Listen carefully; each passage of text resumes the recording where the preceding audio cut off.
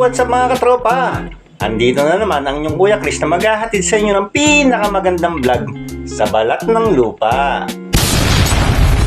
So ngayon nga mga katropa, bababa tayo ng barko para puntahan natin si Prince. So meron siyang event ngayon sa drums. So sasamahan natin siya.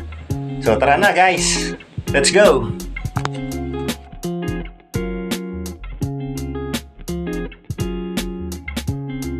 So ito na mga katropa, dadala ko na aking gamit. Papunta ako ng Pampanga ngayong araw na ito mga katropa.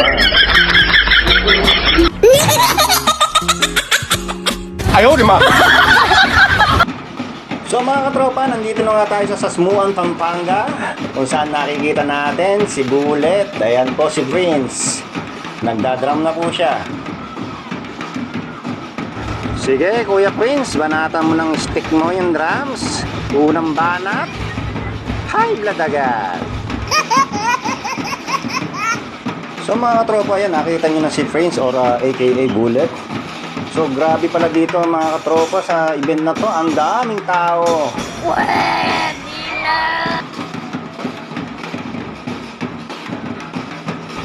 Alam nyo mga katropa, kanina naglibot ako. Ang daming pagkain dito. Ang daming nyo mabibilan sa paligid ng festival na ito.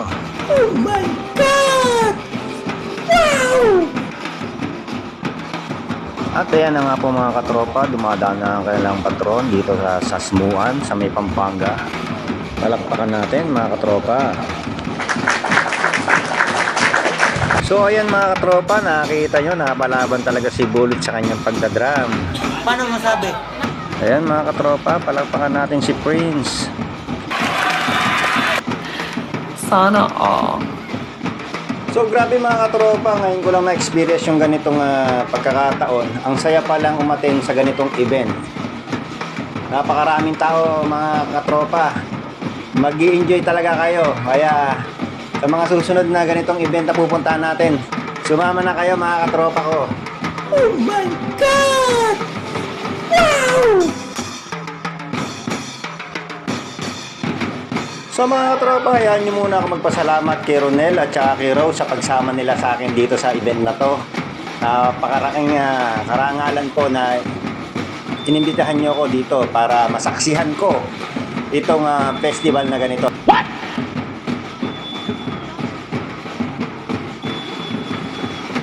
So mga katropa, bago matapos ang ating video na ito, sana po ay huwag nyo kalimutan mag-like and share, follow, comments sa ating Facebook at YouTube account.